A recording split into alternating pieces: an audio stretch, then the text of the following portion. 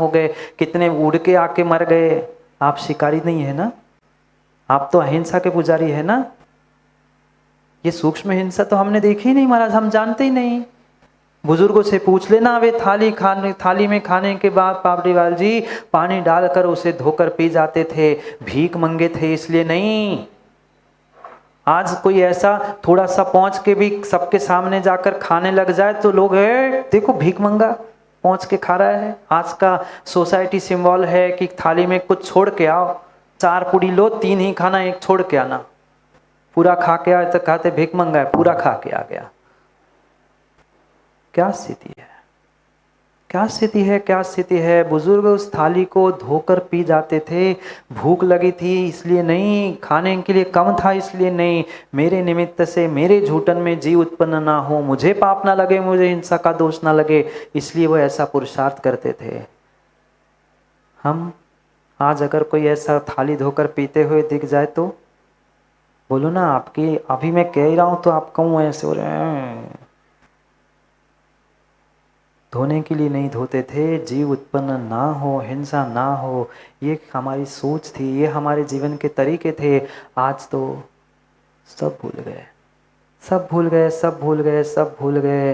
क्या करे, क्या करे। कल से दुबई तुम कह रहे थे ना, आजकल नॉनवेज के नाम से वेज मिल रहा है, नॉनवेज के नाम से वेज मिल रहा है। कल आने वाले समय में पक्का मान लेना, तुम्हारे आने वाले बच्चे कभी वेज नॉनवेज में अंतर करना सीख ही नहीं पाएंगे। क्यों? क्योंकि आज बुजुर्गों को ही विवेक नहीं है।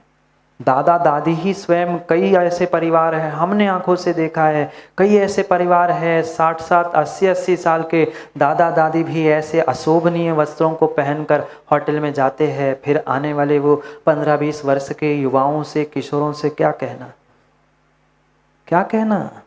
हंस रहे हो माताओं, सच्चाई है, सच्चाई है। हमने आंखों से देखा है, आप देखो अथवा ना देखो, आप आंखें बंद कर सकते हो, और हमने देखा है। वे युवा आके हमसे कहते महाराज जी दादी को तो समझाओ। अब क्या समझाओ दादी को?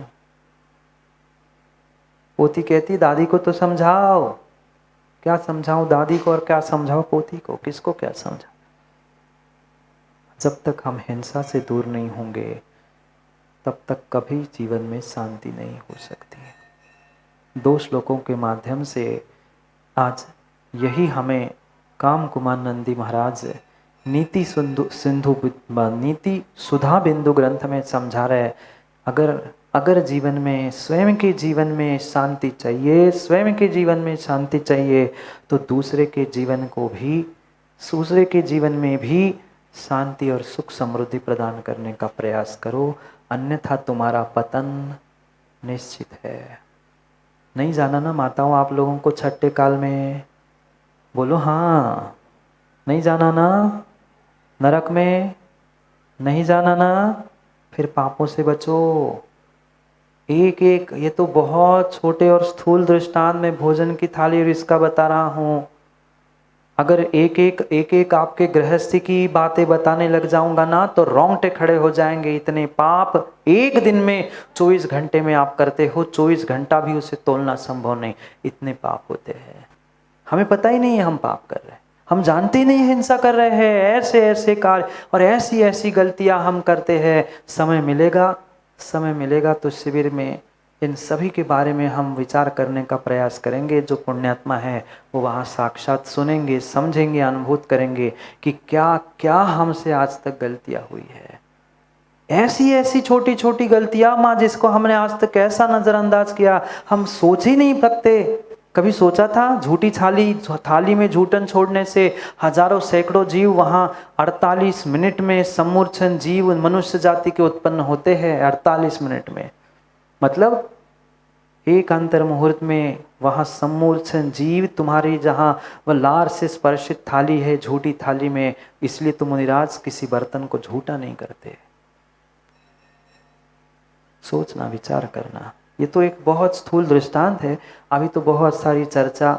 और फिर नरकों के दुख, कैसे एक दूसरे को नारकी काटते हैं, तेल के कढ़ाई में चुरते हैं।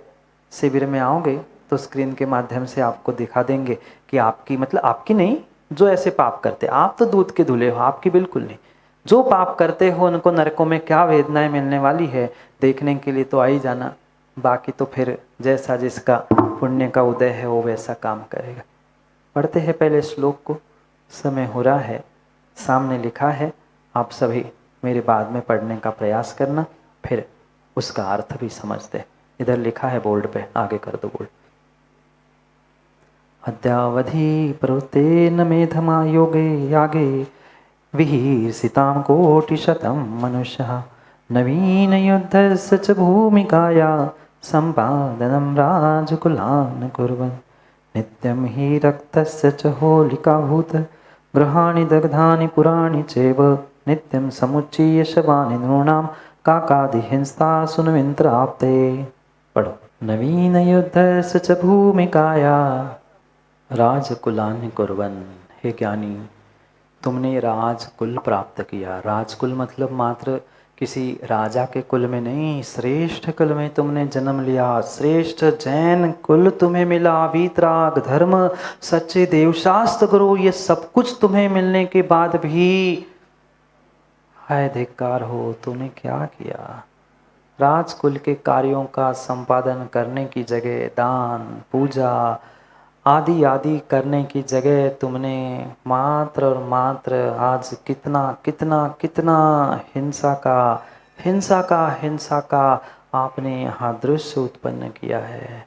नरमेध यागे, नरमेध यज्ञ जैसे यज्ञ जहाँ जीवों का, पुरुषों का, मनुष्यों को यज्ञों में आहूत किया जाता है, ऐसे नरमेध यज्ञ जैसे वे अग्नि के कुंडों में डालने वाला नरमेध नहीं कह रहे, वो तो पुराणों में विष्णु कुमार महाराज के कथानक में आपने सुन लिया।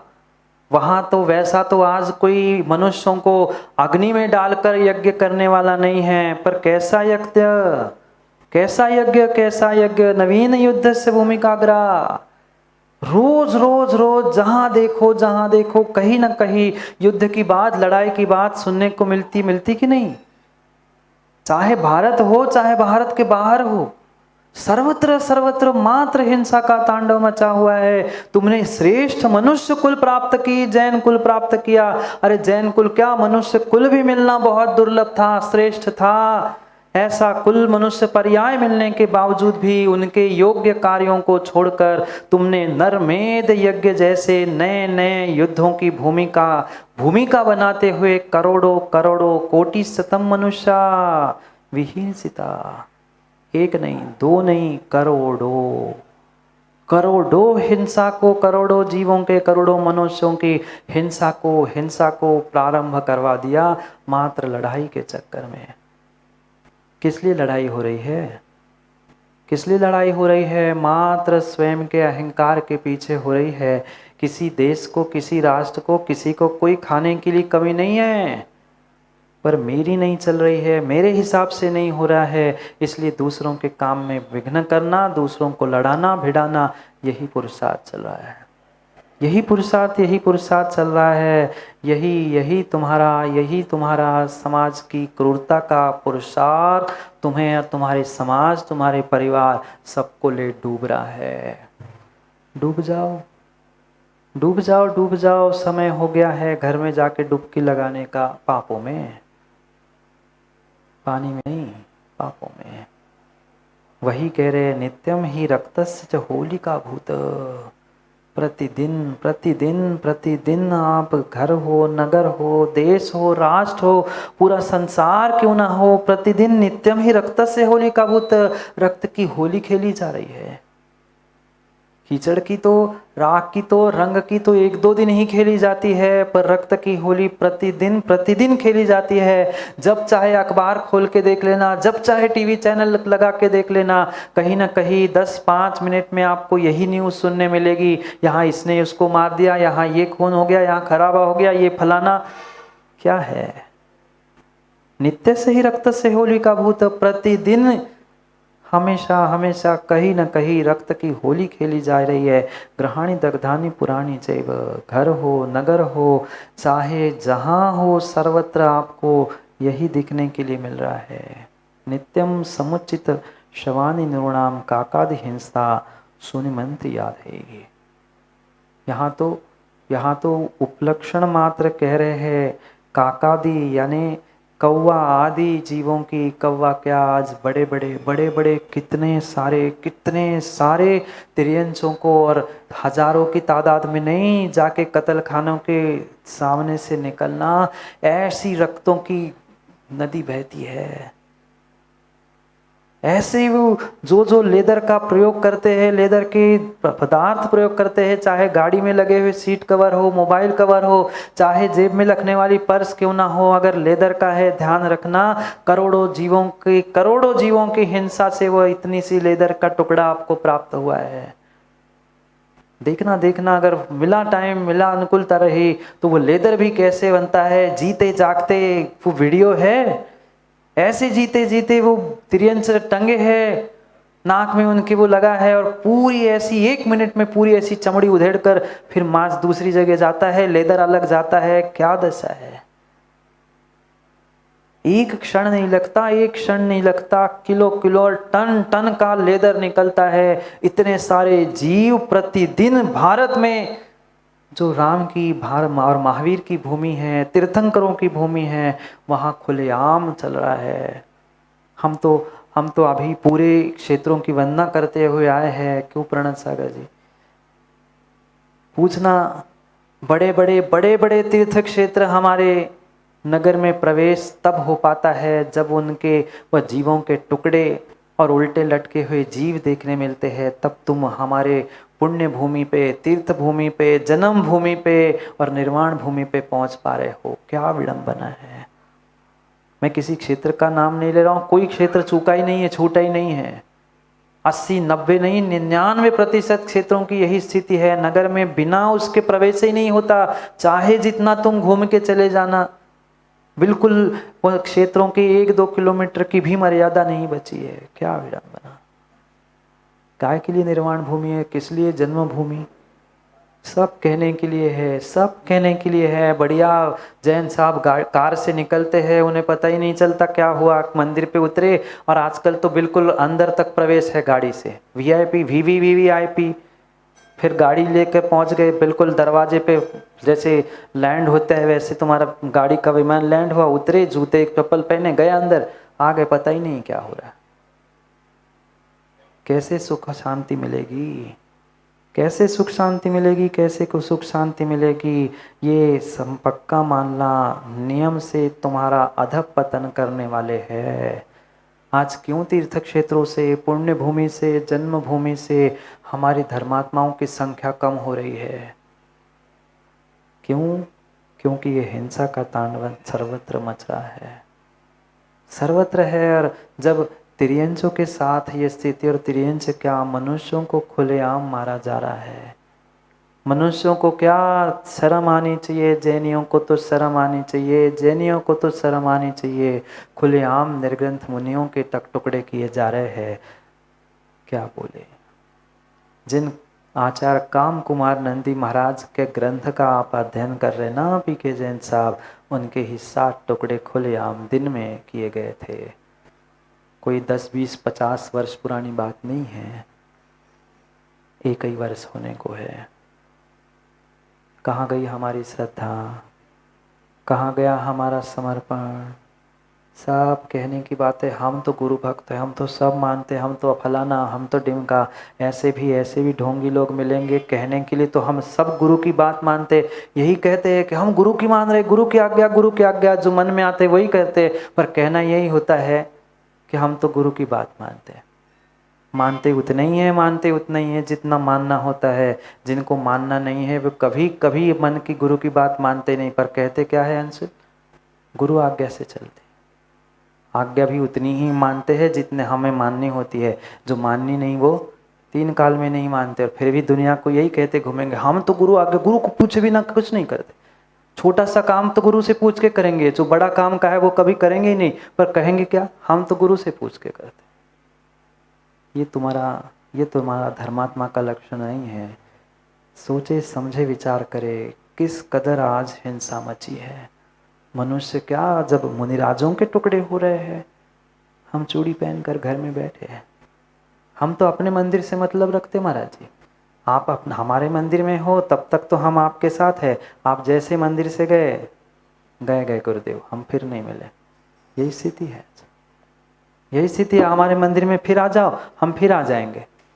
आप यहाँ से गए, तुम जानो तुम्हारा, ये हमारी श्रद्धा, ये हमारा समर्पण।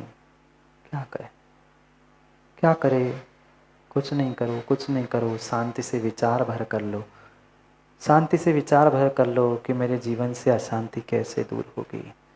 नहीं तो नरकों की अशांति को पुनः पुनः पुनः प्राप्त करते रहोगे, पुनः प्राप्त करते रहोगे।